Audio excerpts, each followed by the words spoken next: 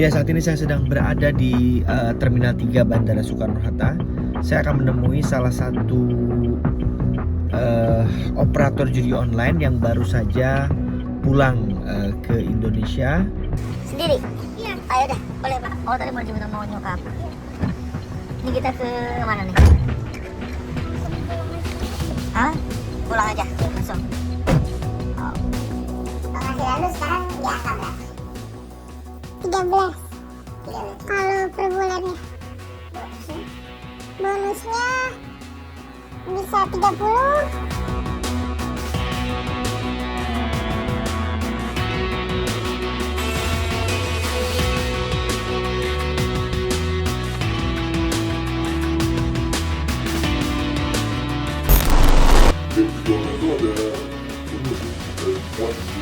Ya paling kayak member itu paling ketipu dengan FTP sih. FTP itu kayak gamenya kemenangannya lebih tinggi, dan misalnya di gamenya udah FTP nih, kadang kita udah dari telemarketingnya udah ngasih ini linknya, link FTP-nya. Ya misalnya di Pegisop link tertingginya di Majungnya ya kan ada 90%, 50%. Jadi kalau kita main game itu kemenangannya lebih besar, padahal sama-sama aja itu buatan marketing. Wow.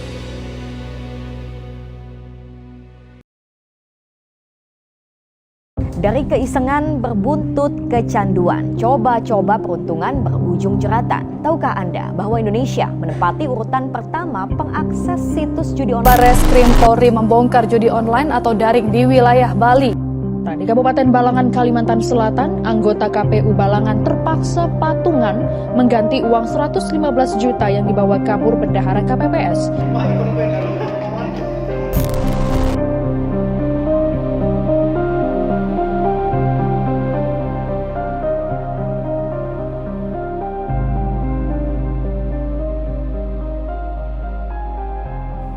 Judi online makin meresahkan masyarakat Indonesia.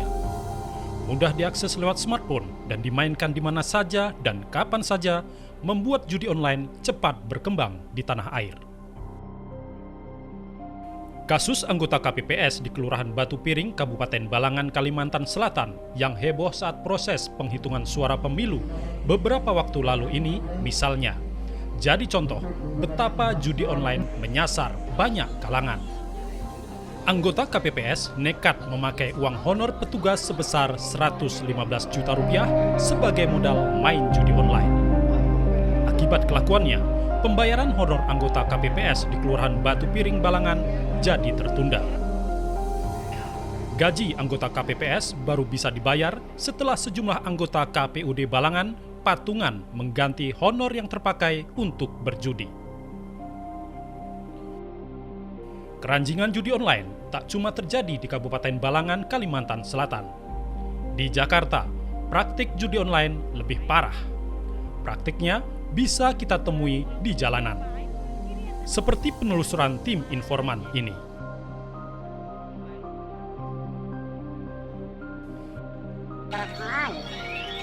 Tahu nggak lu wede? Enggak, udah bengong aja deh. Sejumlah pemuda bermain judi online di jalanan permukiman Bang, gue tanpa beli kopi takut dulu ya, Bang, ya. diciduk polisi. Maraknya praktik judi online di Indonesia tak lepas dari belum tersentuhnya operator judi online yang dari penelusuran kami beraksi dari Kamboja. Walaupun belum ada data resmi, penelusuran tim informan mencatat ada ribuan warga Indonesia yang terlibat jadi operator judi online di Kamboja. Informan kami yang baru pulang dari Kamboja menyebut satu website judi online dikelola minimal 120 orang. Omset bulanannya mencapai miliaran rupiah.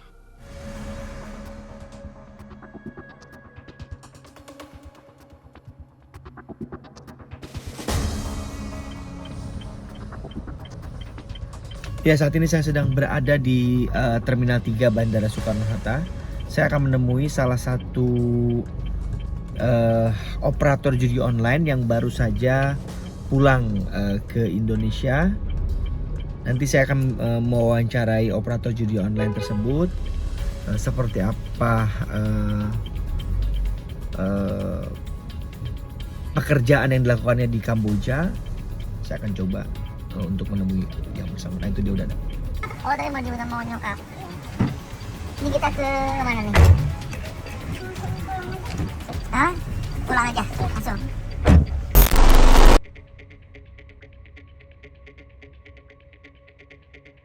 Ada work permit juga kok, jadi kita kerja legal di sana. Oh, kerja lagi. Tapi tahu nggak mereka lu kerjanya apa? Mereka itu siapa bang? KBRI. KBRI-nya tahu, di sana mah udah legal judi online.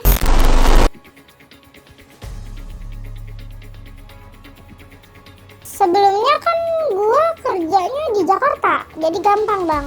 Ketika kita punya pengalaman tuh lebih gampang. Kerja apa? Judi online? Iya. Udah dari kenalan, udah. Kenalan akhirnya kerja di Kamboja. Udah dari teman ke teman aja bang. Kalau kerja kayak gitu jangan sampai kita dari Facebook atau dari apa, itu udah pasti banyak scam bang. Kita maksudnya di bawah naungan kasino bang. Kita di kantornya pun kantor kasino.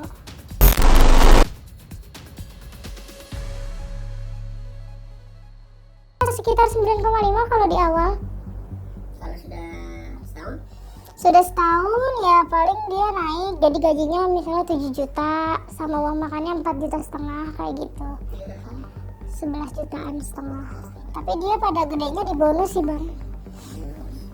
Terus selain operator apa lagi kerja? Telemarketing? Ada telemarketing, ada CRM. Itu gaji berapa? Kalau gaji sama sih, kadang mereka yang ngebedain di bonus.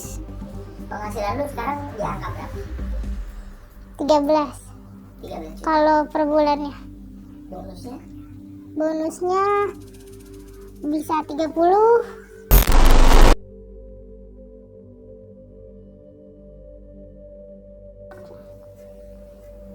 Bisa sampai 4.000, 5.000 transaksi satu hari.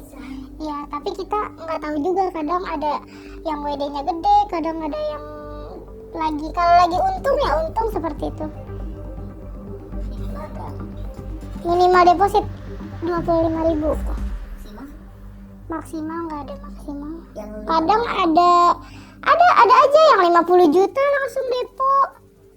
Tergantung dia biasa 50 juta langsung main live kasino.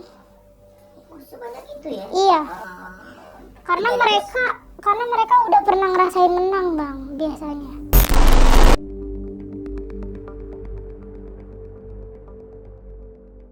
Satu bulan bisa kadang nyentuh 1 M. Cuma 1 M? Iya, 1 M, 2 M, tergantung. Pokoknya maksimal bisa di 5 M.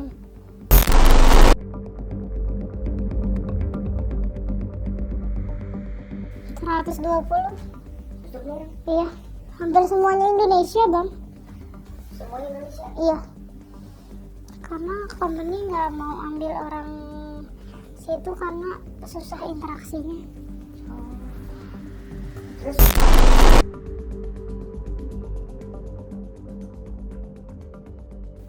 KPS sama di Poipet kalau di Kamboja paling terkenal. si Di KPS Poipet, Kapesan. Kompong Song. Iya, sama di Poipet. Itu lokasi khusus Iya, lokasi banyak judi judi online. online dan banyak orang Indonesianya. Iya.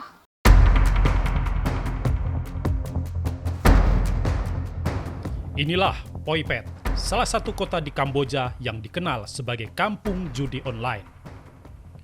Di kota yang terletak di perbatasan Kamboja-Thailand ini, informan kami bekerja sebagai operator judi online. Banyak warga Indonesia bekerja jadi operator judi online di Poipet. Praktik judi online memang legal di Kamboja, dan kota Poipet jadi salah satu pusatnya. Karena legal, perusahaan judi online banyak berkembang di Poipet, termasuk yang didirikan warga Indonesia. Perusahaan judi online ini tentu saja menyasar warga di Indonesia untuk ikut bermain. Untuk memudahkan komunikasi dengan penggila judi online asal Indonesia, pemilik judi online juga merekrut orang Indonesia sebagai operator.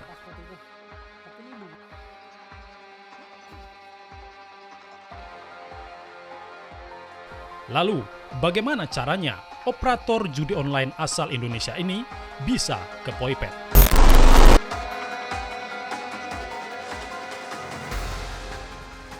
Nah, dari Kamboja kita dari misalnya kalau untuk Jakarta dari Soekarno terus ke Thailand sih.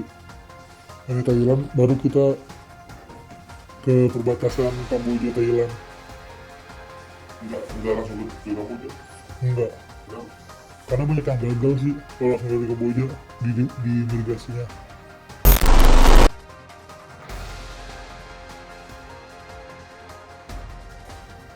Mau ke luar negeri, mau liburan, nanti pasti imigrasinya kita ditanya tuh. Kita pokoknya udah disediain duit. Maksudnya kita sama bos kita udah dipegangin uang saku, terus sama hotel, terus sama tiket pulang. Jadi tiket pulang sama hotel itu kalau kepake,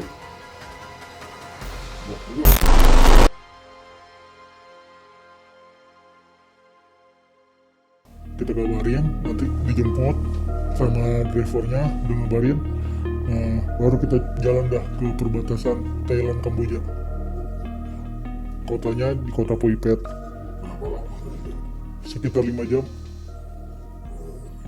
Itu perjalanan gimana? Ada pemeriksaan atau ada suruh penyoba masih?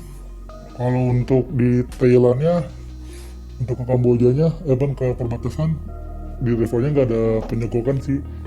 Paling kita di migrasinya itu di bordernya kita pakai VLAN. Jadi kita udah ditemuin sama orang, jadi kita nggak terlalu ribut banget ditanya.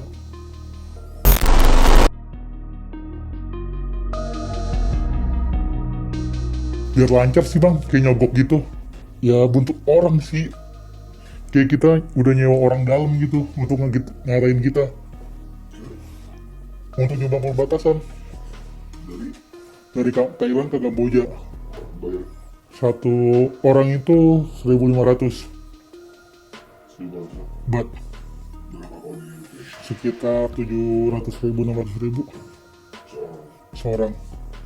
Itu belinya di Kita udah dikontak sama bos sih.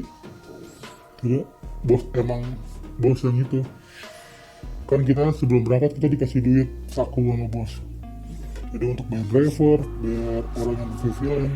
Informan kami juga mengungkap, meski judi online kerap memberikan kemenangan, tapi itu hanya satu trik agar makin banyak warga Indonesia yang tertarik mengadu untung di meja judi online ini. Setelah memberikan 1-2 kali kemenangan, sistem judi online langsung menguras uang konsumennya. Member gitu paling ketipu dengan RTP sih. RTP itu kayak gamenya kemenangannya lebih tinggi.